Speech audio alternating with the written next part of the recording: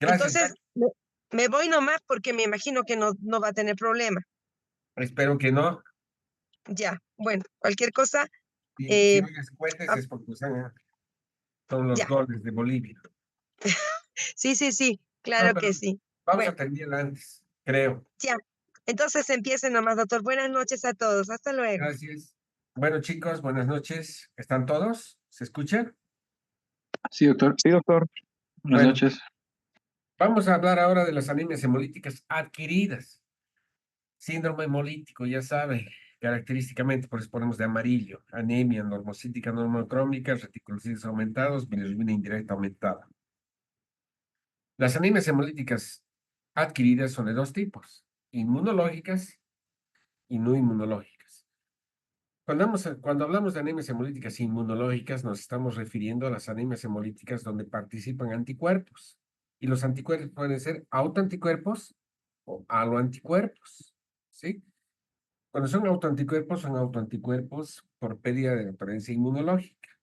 Cuando son aloanticuerpos, son aloanticuerpos naturales que pasan de un individuo a otro individuo por alguna razón. Cuando no participan los anticuerpos y se produce hemólisis, a eso se llaman anemias hemolíticas no inmunes. Y tenemos otra serie de causas. Las anemias hemolíticas inmunológicas pueden ser por autoanticuerpos, entonces autoinmunidad. Y los anticuerpos pueden ser calientes, fríos, ya sea fríos por crioglutininas o fríos de doble fase térmica. A eso se llama anemia hemolítica paroxística a frigori. O bien, los medicamentos pueden originar anemia hemolítica autoinmune. Pero también podemos tener, sí, anemia hemolítica por aloanticuerpos. Y dentro de las anemias hemolíticas por anticuerpos tenemos dos, la enfermedad hemolítica del recién nacido y las reacciones transfusionales por incompatibilidad, ¿verdad? Es bien fácil. Si yo tengo grupo sanguíneo O, tengo anticuerpos anti-A y anti-B. Si me transfunden glóbulos rojos A, mis anticuerpos anti-A van a producir hemólisis de los glóbulos rojos transfundidos A y se produce una reacción hemolítica, ¿verdad? Por aloanticuerpos. O si me transfunden plasma, hagan de cuenta que yo soy el grupo sanguíneo A y me transfunden plasma del grupo O. El plasma del grupo O tiene anti-A y anti-B. Y si me transfunden grandes cantidades de plasma, los anticuerpos transfundidos anti-A van a ir y van a producir hemólisis de mis glóbulos rojos A positivos. Entonces, se dan cuenta de lo que se anemia hemolítica por aloanticuerpos, ¿verdad? Y tenemos las anemias hemolíticas no inmunológicas, por ejemplo, por fragmentación de glóbulos rojos. Los glóbulos rojos se fragmentan en la circulación, ¿sí? ¿Por qué? Porque puede haber microangiopatías. Las microangiopatías se caracterizan, por ejemplo, por la presencia de microtrombos en la circulación, de manera que el glóbulo rojo al pasar por la por los microcirculación se fragmenta y libera hemoglobina al plasma y se producen esquistocitos que son fragmentos de glóbulos rojos, o bien malformaciones o alteraciones cardiovasculares o malformaciones cardíacas. Pero también hay agentes físicos, el hiperesplenismo, infecciones, trastornos metabólicos, hay algunas infecciones por Plasmodium, por Bartonella, por Babesia, etc. Muy bien, vamos a hablar ahora de las anemias hemolíticas inmunológicas, ¿sí? Las anemias hemolíticas inmunológicas, como su nombre dice, se producen por una reacción antígeno-anticuerpo a nivel de la membrana del glóbulo rojo. Son estados de hemólisis que acompañan, sí, que se acompañan por la presencia de antígenos y anticuerpos, una reacción antígeno-anticuerpo en la superficie del glóbulo rojo. Ustedes saben que el glóbulo rojo tiene antígenos y los antígenos no son más que proteínas, como las proteínas anti-A, anti-B, ¿sí? Anti-D son los anticuerpos y las proteínas son las A, las B o las DE, CDE, del grupo sanguíneo RH, ¿verdad? Entonces, los anticuerpos son proteínas del sistema inmunológico que producen respuesta frente a un antígeno. Entonces, estos anticuerpos pueden ser autoanticuerpos, autoanticuerpos. Entonces, ¿cuál es la clasificación de las anemias hemolíticas inmunológicas? Que son las adquiridas. Las anemias hemolíticas inmunológicas pueden ser por aloanticuerpos o por autoanticuerpos. Por aloanticuerpos, habíamos dicho, anticuerpos naturales. Y tenemos la reacción hemolítica post-transfusional y la enfermedad hemolítica recién nacido por aloinmunización materno-fetal.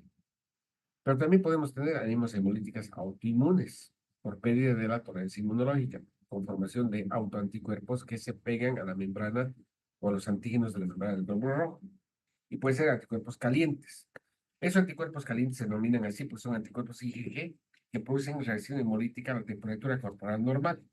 Y puede ser anemia hemolítica autoinmune idiopática, o sea, primaria, o anemia hemolítica secundaria. Y secundaria generalmente alguna enfermedad de por medio que produce pérdida de la potencia inmunológica y formación de... eh, ¿Me escuchan? Sí, doctor. Parece que no me estuviesen escuchando. Espérenme, lo voy a revisar. Ya, ahora sí. Ve la diapositiva, ¿verdad? Sí, doctor. Sí, doctor. Luego tenemos las anemias hemolíticas, ¿sí? Secundarias, por ejemplo, a enfermedades inmunológicas sistémicas, como lupus eritematoso sistémico. O podemos tener también las anemias hemolíticas por anticuerpos fríos. Los anticuerpos fríos son autoanticuerpos, ¿sí? Que producen reacción hemolítica cuando la temperatura corporal baja. ¿Por qué? Porque tiene un rango térmico inferior a la temperatura corporal. Y también pueden ser idiopáticas, es decir, sin causa aparente, o pueden ser secundarias, generalmente secundarias en infecciones como microplasma, o mononucleosis infecciosa, o infecciones virales, cualquier infección viral, el HIV, el citomegalovirus, o también procesos linfoproliferativos como las leucemias, ¿sí? Crónicas, ¿sí? Especialmente leucemia linfocítica crónica o linfomas de bajo grado. Finalmente tenemos la hemoglobinuria paroxística frigori, que no confundan con la hemoglobinuria paroxística nocturna. La hemoglobinuria paroxística frigori es la anemia hemolítica por autoanticuerpos, pero de doble fase térmica. Puede ser idiopática o puede ser secundaria. Se presenta, por ejemplo, en la sífilis terciaria o en algunas infecciones virales. Y finalmente, la anemia hemolítica inducida por fármacos, donde el fármaco induce la formación de autoanticuerpos. Esta diapositiva es súper importante porque es la única manera de clasificar las enzimas hemolíticas adquiridas de tipo inmunológico. Aloanticuerpos y autoanticuerpos. Y los autoanticuerpos pueden ser calientes, fríos y de doble fase térmica. ¿Qué es lo característico de las anemias hemolíticas inmunológicas? La presencia de anticuerpos pegados a la membrana del glóbulo rojo. Y estos anticuerpos pegados a la membrana del glóbulo rojo se pueden detectar mediante una prueba de laboratorio que se llama prueba de Coombs. La prueba de Coombs no es más que confrontar glóbulos rojos del paciente con un suero de Coombs que son anticuerpos. Si tenemos anticuerpos pegados, como ven ustedes, pegados a la membrana del glóbulo rojo, y hacemos una reacción en tubo poniendo un suero de Coombs que tiene anticuerpos anticuerpos, si hay anticuerpos pegados a la membrana, estos anticuerpos se van a pegar y van a producir aglutinación de los glóbulos rojos y se van a ver como como una reacción de aglutinación. ¿Eso qué nos está diciendo? Nos está diciendo que la anemia hemolítica es inmunológica. ¿Por qué? Porque la presencia de anticuerpos pegados a la membrana del glóbulo rojo. La prueba de Coombs es fundamental para decir si es una anemia hemolítica inmunológica, ya sea por halo o por autoanticuerpos. La prueba de Coombs indirecta es la detección de anticuerpos circulantes en el plasma. Y esos anticuerpos circulantes en el plasma pueden identificarse cuando nosotros deliberadamente pegamos anticuerpos, ¿sí?, al glóbulo rojo y sensibilizamos los glóbulos rojos, por ejemplo. ¿Sí? Ponemos anticuerpos anti-RH, ¿no? Si nosotros somos del grupo RH y hacemos reacción a los glóbulos rojos con el suero de anti-RH, vamos a pegar anticuerpos anti-RH a la membrana del glóbulo rojo. Y luego en otro tubo de ensayo vamos a poner plasma del paciente que tiene anticuerpos. Si nosotros tenemos esos anticuerpos pegados a la membrana, ¿sí? Y tenemos anticuerpos circulantes en el plasma, esos anticuerpos circulantes van a ir, van a observar los glóbulos rojos que tienen anticuerpos deliberadamente pegados a la membrana del glóbulo rojo, y eso nos está diciendo que hay anticuerpos circulantes en el plasma. Por lo tanto, en resumen, la prueba de Coombs directa es la detección de anticuerpos pegados a la membrana del glóbulo rojo. Normalmente ningún glóbulo rojo tiene anticuerpos pegados, ¿verdad? Solo va a tener anticuerpos pegados cuando hay una anemia hemolítica inmunológica, ya sea autoinmune o aloinmune. Y la prueba de Coombs indirecto es la detección de anticuerpos circulantes en el plasma del paciente. Aun cuando esos anticuerpos circulantes no produzcan hemólisis, el hecho de tener anticuerpos circulantes nos está diciendo que ha habido contacto con otro tipo de sistema inmunológico. Y en algunas ocasiones esos anticuerpos circulantes pueden también opsonizar a los glóbulos rojos y producir una reacción hemolítica. Y la reacción hemolítica es una reacción hemolítica extravascular, porque los glóbulos rojos a los que se les ha pegado anticuerpos y están opsonizados van a ser removidos de la circulación por vía de los macrófagos o del sistema retículo endotelio. ¿Está entendido? Entonces, condición sine qua non para decir que tienes una anemia hemolítica inmunológica, la presencia de una prueba de Kuhn directa positiva. Si a mí me dicen, tienes anemia hemolítica con anemia, reticulocitos elevados y bilirrubina indirecta aumentada, y la prueba de Kuhn directa es positiva, yo pienso que es una anemia hemolítica adquirida de tipo inmunológico. Ya voy a ver más adelante si es aloinmune o es inmune. Pero si me dicen que es un síndrome hemolítico y la prueba de Kuhn directa es negativa, no es una anemia hemolítica inmunológica adquirida, o es una anemia hemolítica adquirida no inmunológica, o es una anemia hemolítica congénita o hereditaria. Así de claro.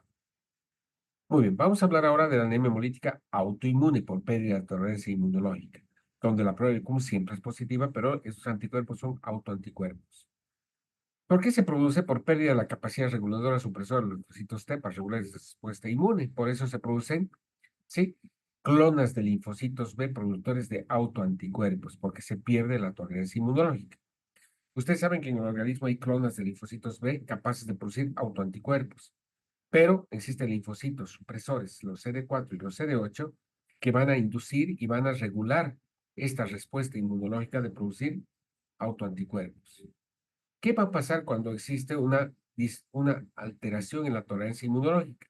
Van a aparecer autoanticuerpos que van a producir, ¿sí?, opsonización de las proteínas o de los antígenos que están en la membrana del glóbulo rojo, ¿sí? Por lo tanto, va a haber una activación policlonal de linfocitos B con intensa síntesis de anticuerpos con pérdida de tolerancia inmunológica. Y esto va a originar, por ejemplo, enfermedades autoinmunes. La pérdida de tolerancia inmunológica genera que clonas de linfocitos B generen autoanticuerpos. Si estos autoanticuerpos solo y exclusivamente están dirigidos a los glóbulos rojos, es una anemia hemolítica autoinmune idiopática.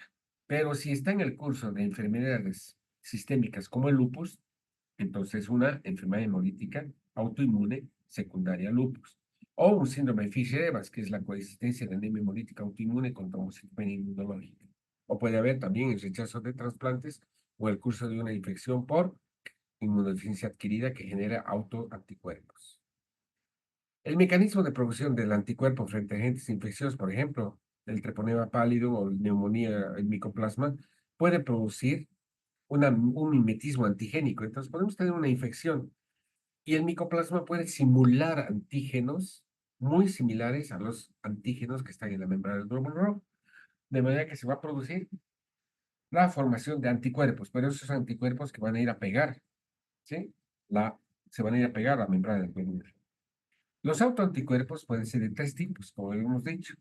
Pueden ser anticuerpos fríos o llamadas crioaglutininas, con capacidad de aglutinación y de hemólisis entre 0 y 20 grados centígrados. Son muy raros, ¿verdad? Porque jamás la temperatura corporal va a bajar a menos de 36, 35 grados centígrados.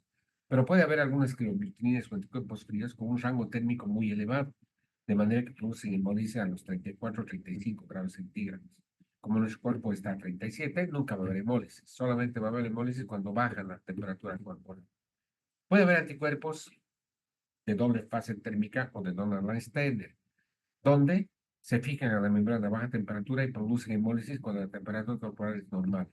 Son autoanticuerpos que producen la anemia hemolítica paroxística a frigori, muy rara. La mayor parte de las anemias hemolíticas autoinmunes son por anticuerpos calientes, con actividad exclusivamente hemolítica a 37 grados centígrados, o sea, en todos nosotros. Cuando vean a un paciente que tiene anemia hemolítica autoinmune, piensen siempre que son anticuerpos calientes. Los anticuerpos más frecuentes son de tipo IgG, seguidos por IgM y muy rara vez IgA o IgD. Los anticuerpos IgG son anticuerpos calientes y los IgM que fijan complementos son anticuerpos fríos, generalmente. ¿Cuáles son los mecanismos por los cuales los anticuerpos producen hemólisis?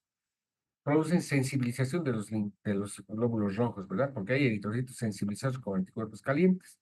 Y esos anticuerpos son destruidos principalmente en el sistema reticuloendotelial del vaso y el sistema reticuloendotelial de la médula ósea mediante un mecanismo de eritrofagocitosis. Por eso se produce hemólisis extravascular.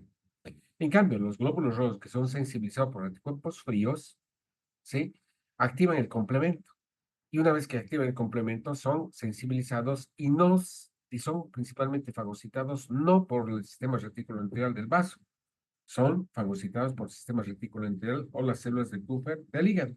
Por eso, la anemia hemolítica por anticuerpos fríos, la esplenectomía, no funciona, no es una indicación y no es efectiva, a diferencia de la anemia hemolítica autoinmune por anticuerpos calientes. ¿Sí? Muy bien. Luego tenemos, ¿sí?, los mecanismos de hemólisis, que son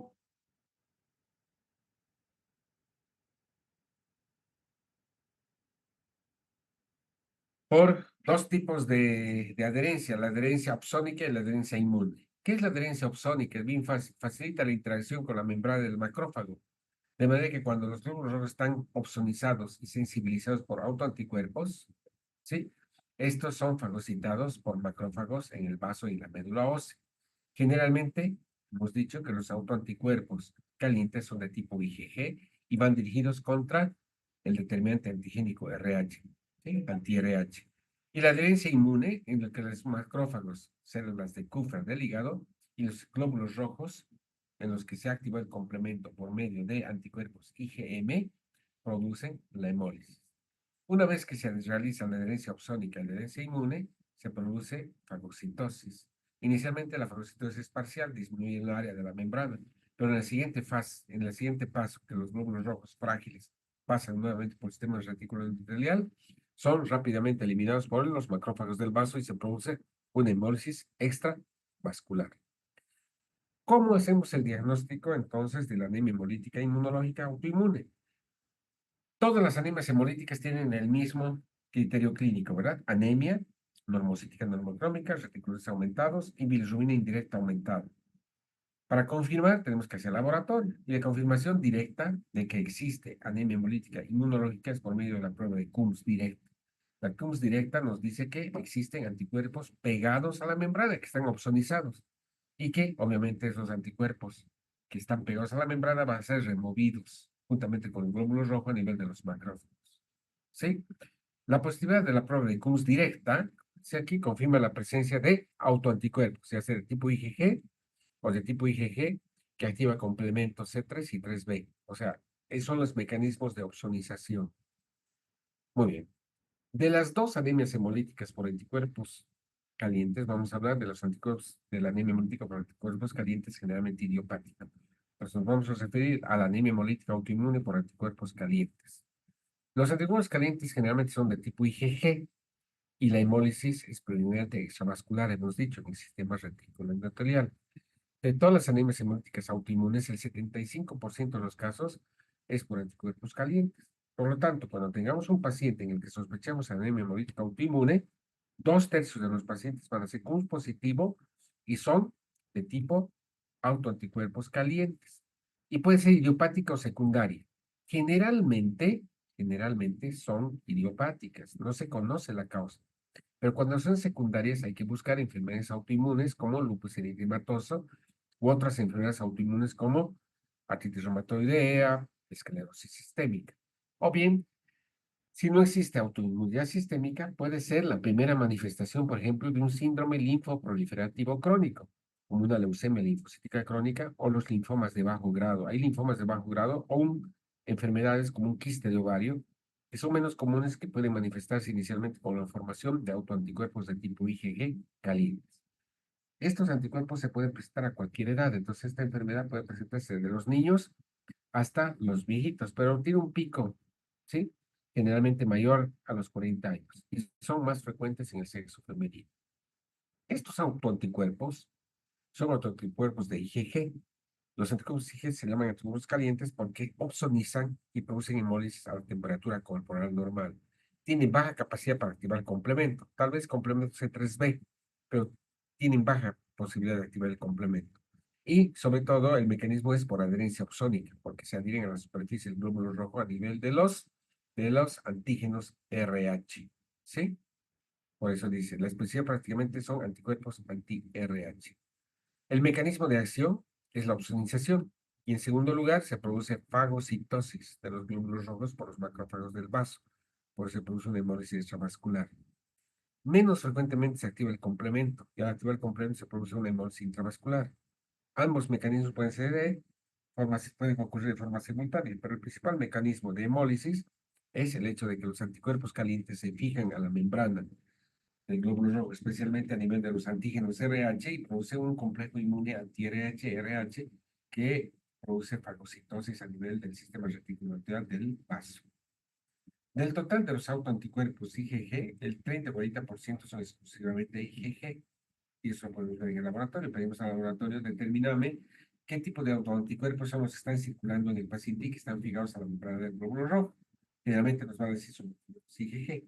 En un 40-50% son IgG y más el complemento. Se fijan en el complemento CB, el complemento C3b, ¿sí? Y en el 10% 3b exclusivamente. Entonces, la mayoría son autoanticuerpos de tipo IgG. ¿Cuál es el cuadro clínico? Es variado. El paciente se halla muchas veces asintomático, en algunas ocasiones o en otras ocasiones presenta crisis hemolítica. Crisis hemolítica con anemia e ictericia, ¿verdad? Pues muchos pacientes pueden tener una evolución crónica con tinte ictérico porque tienes una hemólisis a baja intensidad. En los casos más graves, la hemólisis es intensa y la anemia, ¿sí?, se instaura con rapidez, aumenta los reticulocitos y el enfermo presenta palidez de piel y mucosas, disnea, acidez e ictericia. Es una característica. Y tienes disminución brusca de la hemoglobina. En el 82% de los casos se asocia con hepatosplenomegalia, ¿sí? Y puede haber un 34% algunas adenopatías, pero son adenopatías reactivas. Si hacemos nosotros un aspirado medular, ¿qué vamos a ver? Vamos a ver una hiperplasia eritroblástica, gran cantidad de precursores de glóbulos rojos que tratan de compensar la pérdida periférica por hemólisis. ¿Qué vamos a ver en el laboratorio? En el hemograma podemos ver anisocitosis, que es la diferencia de tamaño, poiquilocitosis, diferencia de formas, policromasia, vamos a ver glóbulos rojos de diferente color, unos más lilas y otros más intensamente naranjas, y esferocitosis. La esferocitosis, ¿por qué? Porque en primera instancia esos glóbulos organizados pasan por el sistema retículo endotelial y el macrófago fagocita parte de la membrana opsonizada. La aptoglobina, habíamos dicho ayer, la aptoglobina es una proteína, ¿sí?, que disminuye. ¿Por qué? Porque la aptoglobina forma un complejo con la hemoglobina libre, por lo tanto la aptoglobina siempre está disminuida, ¿sí? O es indetectable, no vamos a detectar. ¿Sí? Lo normal es que la aptoglobina esté presente, pero si está disminuida, es que dice que está formando un complejo con la hemoglobina libre. La disonía láctica está elevada porque se liberan los glóbulos rojos, y siempre la condición sine qua non es que hay catabolismo de tipo M y bilirrubina indirecta elevada. La prueba de Cruz directa siempre es positiva, siempre. Y eso, ¿sí? Esa prueba permite la confirmación diagnóstica de la anemia hemolítica autoinmune por anticuerpos calientes. El pronóstico de la anemia hemolítica por anticuerpos calientes va a depender de la enfermedad de base. Si es un lupus, una artritis, una esclerosis sistémica o una leucemia linfocítica crónica, va a depender de la evolución del lupus. Pero las formas idiopáticas del pronóstico es variado. Generalmente los pacientes tienen inicialmente una buena respuesta a la inmunosupresión, pero puede haber periodos de remisión y exacerbación durante toda su vida. Entonces tenemos que nosotros saber en qué momento el paciente va a tener una exacerbación y una reactivación del proceso hemolítico para inmunosuprimir al paciente. Una vez que hacemos diagnóstico y detectamos la presencia de anticuerpos o autoanticuerpos, tenemos que dar tratamiento. Y el tratamiento generalmente se produce o va dirigido a disminuir la formación de clonas formadoras de autoanticuerpos con inmunosupresores. El principal inmunosupresor es los glucocorticoides, especialmente la prednisona, la dexametasona o la metilprednisolona. En los pacientes que son refractarios a los corticoides inmunosupresores, podemos hacer una esplenectomía, quitando el sitio donde se produce hemólisis, o podemos dar otro tipo de inmunosupresores. Está bien cuestionar el tratamiento, sí, sustitutivo por medio de transfusiones, solo en caso de que haya una anemia hemolítica tan severa que la hemoglobina disminuye a cifras tan disminuidas, vamos a nosotros transfundir glóbulos rojos. Sí, entonces el tratamiento va dirigido a inmunosuprimir y disminuir la formación de anticuerpos. El principal medicamento que se da es la prednisona por vía oral, en dosis de 1 o 2 miligramos de prednisona al día. Se observa que prácticamente un 80% de los pacientes van a remitir los casos idiopáticos y un 50% de los secundarios. 8 de cada 10 pacientes, después de más o menos unos 15 días a 30 días, van a tener remisión completa. De manera que a la tercera semana, ¿sí?, ya vamos a normalizar las cifras de hemoglobina y va a disminuir la intensidad de la hemólisis con normalización de la bilirrubina indirecta. Pero si no mejora la bilirrubina indirecta y persistes con anemia, a eso se llama refractariedad a los corticoides. Una vez que se alcanzan las cifras normales de hemoglobina, entonces se desciende paulatinamente y en forma lenta los corticoides. Acuérdense, dar corticoides por más allá de una semana va a suprimir el eje hipotálamo hipofisiario, corteza suprarrenal, de manera que la suspensión brusca va a producir una insuficiencia suprarrenal aguda. Por eso los corticoides nunca se suspenden bruscamente, sobre todo cuando han pasado más allá de de 7 a 10 días. O sea, tenemos que ir bajando paulatinamente la dosis, hasta mantener una dosis, por ejemplo, de mantenimiento o retirar la dosis. La prueba de Coombs, ¿sí? Generalmente se negativiza porque están desapareciendo la formación de anticuerpos y han desaparecido la ozonización de anticuerpos a nivel de la membrana. Pero si la prueba de Coombs permanece positiva, eso quiere decir que todavía hay cierta actividad hemolítica, ¿sí? ¿En quiénes vamos a hacer esplenectomía? En los pacientes que son refractarios o resistentes a corticoides. O bien, si los pacientes tienen una elevada destrucción, ¿sí? Destrucción esplénica mediante, o sea, a través del sistema reticular. Y eso lo podemos ver, por ejemplo, con estudios de medicina nuclear o gamografía esplénica. Cuando nosotros hacemos esplenectomía, logramos remisión en aproximadamente un 50% de los pacientes que tienen anemia hemolítica autoinmune idiopática y solamente en el 30% de los secundarios, de manera que la esplenectomía no está tan indicada en los pacientes que tienen anemia hemolítica autoinmune, por ejemplo, secundaria de lupus, artritis reumatoidea, esclerosis sistémica, ¿verdad? Podemos dar también otro tipo de inmunosupresores en los pacientes en los que fracasa la esplenectomía.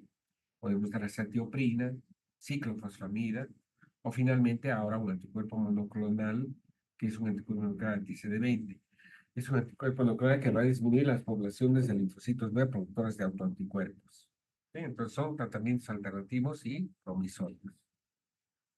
En lo posible se debe evitar la transfusión de glóbulos rojos y solamente cuando nosotros tenemos realmente compromiso vital, pacientes que tienen cardiopatía isquémica, que tienen, por ejemplo, cifras de hemoglobina tan bajas y empieza a tener datos de isquemia miocárdica, por ejemplo. ¿Sí? Pero especialmente la transfusión de glóbulos rojos está totalmente contraindicada en el hemolítica autoinmune, porque lo único que vas a hacer es, al transfundir, incrementar los niveles de autoanticuerpos y vas a producir más hemólisis. Como los requerimientos de ácido fólico están aumentados, es bueno que administres ácido fólico de por vida, porque si no, aumenta el requerimiento de ácido fólico, agotas el ácido fólico y como primera manifestación de una anemia hemolítica inmunológica, por ejemplo, puede sobrevenir una crisis megaloblástica. Acuérdense, la crisis megaloblástica se debe o es la presencia de anemia megaloblástica aguda debido a un agotamiento del ácido fólico debido a una crisis hemolítica, que ya puede ser adquirida o puede ser congénita. Y en este caso, si es adquirida, puede ser inmunológica o de tipo clínico. Muy bien, vamos a hablar ahora de la anemia hemolítica por anticuerpos fríos, menos frecuente. Solamente el 30, 20 o 30% de todas las anemias hemolíticas autoinmunes es por anticuerpos fríos. Los anticuerpos fríos se llaman crioaglutininas. Muchos de nosotros tenemos normalmente aglutininas, crioaglutininas en la circulación sin ninguna significación clínica. ¿Por qué? Porque si yo tengo crioaglutininas en mi plasma, y esas son crioaglutininas que van a producir aglutinación y hemólisis cuando baja la temperatura corporal a 5 grados centígrados, por ejemplo, jamás pues voy a obtener mi cuerpo a 5 grados centígrados, solamente in vitro, ¿verdad? Van a tomar una muestra y esa muestra la voy a dejar reposar, por ejemplo, en el medio ambiente. Si yo tengo un rango térmico más, si estos anticuerpos tienen rango térmico un poquito más elevado, a 20 grados centígrados se va a producir una aglutinación o una autoaglutinación en el tubo de ensayo, y eso va a hacer sospechar que tenemos crioaglutininas, pero no tiene significado clínico, a menos de que tengas un rango térmico elevado y produzcas fijación, ozonización y activación de complemento a temperaturas corporales un poquito más bajas que lo normal, 34, 35 grados centígrados. Por eso, cuando la amplitud térmica aumenta, pueden causar hemólisis, sobre todo cuando su amplitud térmica se acerca a la temperatura corporal normal. Muchas de estas anemias hemolíticas con anticuerpos fríos son respuestas policlonales a virus, de manera que generalmente son secundarias a infecciones virales previas. Muchas veces, ¿sí?, puedes tener una infección viral, un simple resfrío, puedes tener una infección por citomegalovirus, por Epstein-Barr, y una manifestación inicial va a ser la formación de autoanticuerpos fríos que producen anemia hemolítica. Los anticuerpos fríos son anticuerpos IgM. Estos anticuerpos IgM tienen la capacidad de fijarse en el glóbulo rojo y producir anemia hemolítica entre 4 y 20 grados centígrados especialmente. Por eso es poco frecuente. La actividad depende de la capacidad que tienen estos autoanticuerpos de fijar complementos, especialmente fracciones de complementos C3 o C4. Y este complemento es el encargado de producir anemia hemolítica, sobre todo inicialmente intravascular y luego estos glóbulos rojos que tienen fijación de complemento mediado por inmunoglobulina IgM son removidos por el sistema reticular del hígado, por las células de Kupffer del hígado. Por eso la espectroscopia no es eficaz en la anemia hemolítica por anticuerpos fríos. Puede haber anemias hemolíticas secundarias por anticuerpos fríos, que son las más frecuentes, especialmente por infecciones por micoplasma de neumonía. Después de una neumonía por micoplasma puede sobrevenir una anemia hemolítica por anticuerpos fríos, o en el curso de una leucemia linfocítica crónica o neoplasias linfoides de bajo grado. Las formas idiopáticas ocurren con mayor frecuencia en personas de edad avanzada, sin este de sexo, y son menos frecuentes. ¿Sí? Entonces pueden ver aquí todas las causas, ¿sí? Especialmente infecciones virales, citomegalovirus, paperas, listeriosis, o bien tripanosomiasis, sífilis, que pueden originar anticuerpos, autoanticuerpos de tipo IgM, ¿sí? De tipo policlonal o de tipo monoclonal con enfermedades linfoproliferativas crónicas. Más adelante vamos a hablar de eso, ¿no? De los linfomas de bajo grado o de la macroglobulinemia Waldenström, es un linfoma de bajo grado que produce autoanticuerpos de tipo IgM. ¿Cuál es el cuadro clínico de las anemias hemolíticas por anticuerpos fríos? ¿Sí? Generalmente la forma crónica es la más frecuente, se presenta en mayores de 70 años y con periodos de remisión y exacerbación. Generalmente, la mayor parte de las veces de tipo idiopático o bien asociado a procesos linfoproliferativos. ¿Cuáles son las manifestaciones clínicas? Muchas veces crisis hemolíticas. Sobre todo, sí, crisis hemolíticas cuando el individuo se expone, ¿sí? Al frío. Puede haber acrocianosis, ¿no? ¿Qué es la acrocianosis? La cianosis distal, por ejemplo, por el frío que se presenta en la punta de la nariz o en la punta de los dedos. ¿Sí? Muy bien. En la forma aguda, generalmente es transitoria. Y eso se presenta en individuos más jóvenes, a niños y adultos jóvenes, y generalmente esto es secundario a infecciones, sobre todo virales.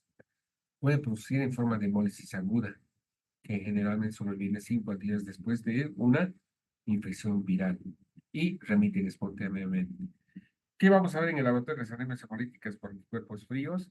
Lo mismo que cualquier otra anemia hemolítica general, o sea, síndrome hemolítico con anemia normocítica normocrómica, generalmente más aguda, y aumenta bilirrubina indirecta, ¿no? Hay hiperbilirubinemia. Si nosotros hacemos una extendida sangre periférica, vamos a ver que muchos de estos glóbulos rojos se opsonizan y están apilados en forma de rouleau. El rouleau no es más que una figura que se usa en microscopio, donde los glóbulos rojos están apilados como si fuesen pilas de monedas, como si apiláramos moneditas, de la misma manera se ven los glóbulos rojos, porque están opsonizados y están aglutinados, fenómeno rouleau se llaman, cuando los glóbulos rojos están en pila de monedas. La prueba de antiglobulina o prueba de CUS directa puede ser positiva, ¿verdad? Siempre es positiva porque eso está determinando la presencia de anticuerpos fijados o auxiliados a nivel de la membrana. ¿Sí? Y podemos ver la presencia de suero poliespecífico que activa fracciones de complemento C3 y C4. Eso le pedimos al laboratorio, le decimos al laboratorio, a ver, quisiera que me determines fracciones de complemento C3 y C4. Si es positivo y la prueba de es positiva, estamos frente a una anemia hemolítica por anticuerpos fríos. ¿Sí? ¿Cuál es la característica? Que generalmente estos anticuerpos van a producir aglutinación en el laboratorio cuando dejas el tubo de ensayo a 30, en lugar de baño María, por eso el baño María simula la temperatura corporal.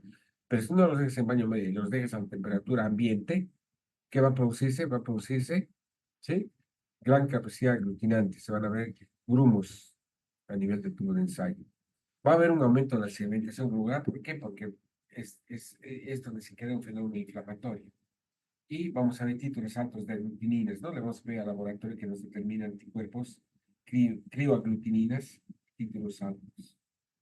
A diferencia de los anticuerpos fríos, y eso es importante, los anticuerpos calientes son de tipo IgG y van contra el determinante antigénico, que es el grupo sanguíneo, ¿sí? CDE o RH. En cambio, los anticuerpos fríos van contra otro grupo sanguíneo que está presente en la membrana del glóbulo rojo, que es el anticuerpo, digo, es el antígeno I minúscula e I mayúscula. Son otro tipo de grupos sanguíneos que están presentes en el organismo. Por lo tanto, estos anticuerpos IgM van dirigidos contra estas proteínas de la membrana del glóbulo rojo o antígenos de la membrana del glóbulo rojo que son los anti-I mayúscula y anti-I minúscula. ¿Cuál es el pronóstico de la anemia hemolítica por anticuerpos fríos? Va a depender, obviamente, de la enfermedad subyacente, si es secundaria o si es primaria. Generalmente, si es primaria, la hemólisis es grave, pero generalmente autolimitada. Y la mayor parte de las veces se autolimita y recuperas y pierdes. ¿Sí? O sea, los anticuerpos IgM se neutralizan y se pierden. En caso de hemólisis crónica, ¿sí? El paciente cursa con remisiones y exacerbaciones, o sea, periodos donde vas a tener anemia, vas a tener hemólisis con aumento de insulina indirecta, ¿sí? Y después vas a entrar en remisión, o sea, vas a tener autolimitación del fenómeno hemolítico. Muy bien. En lo posible también debes evitar las transfusiones sanguíneas en estos casos. ¿Y cuál es el tratamiento? No puedes hacer espectroscopía, puedes dar inmunosupresores, pero especialmente lo mejor es mantener al paciente en una temperatura cálida, ¿verdad? Evitando explosiones bruscas al frío. ¿Por qué? Porque solamente se va a producir hemólisis, ozonización y activación de complemento cuando la temperatura corporal baja por debajo de lo normal. Los corticoides a veces no están indicados porque pues no va a haber buena respuesta. Ya hemos dicho, muchas de esas anemias hemolíticas cursan con periodos agudos y se logran remisiones espontáneas. La esplenectomía también carece de efectividad porque la hemólisis no se produce en el vaso, se produce en el hígado. ¿Sí? En algunos casos persistentes se pueden dar algunos inmunosupresores como la ciclophosphamida o medicamentos como el cloramucil. Finalmente, la tercera anemia hemolítica, que es la menos frecuente, menos del 10% de las anemias hemolíticas autoinmunes, se denomina hemoglobinuria paroxística frigore, al frío. Ojo, no es lo mismo que la hemoglobinuria paroxística nocturna. La hemoglobinuria paroxística nocturna es una anemia hemolítica muy diferente, donde no interviene el sistema inmunológico. Es totalmente diferente. Y la anemia hemoglobinuria paroxística nocturna cursa con aplasia de médula ósea. En cambio aquí, la hemoglobinuria paroxística frigori es una anemia hemolítica autoinmune porque existe un anticuerpo que se llama anticuerpo de Donald-Steiner, que es un anticuerpo de doble fase térmica. Esta hemoglobinuria se produce, ¿sí? En forma aguda. Este episodio hemolítico se produce en forma aguda. Por eso se libera hemoglobina libre al plasma que se filtra a nivel de la orina y por eso se produce hemoglobinuria. Se puede producir a cualquier edad y generalmente es secundaria. Las zonas idiopáticas son muy raras. Generalmente cuando vemos anemia hemolítica paroxística a frigo en una crisis, vamos a pensar que el paciente tiene una sífilis terciaria o bien está cursando con una infección viral, una papera, una rubéola, una varicela o una mononucleosis infecciosa. Esto es frecuente ver, por ejemplo, en los niños. Los niños, después de tener una papera, una varicela, empiezan a orinar oscuro y tienen presencia de hemoglobina libre en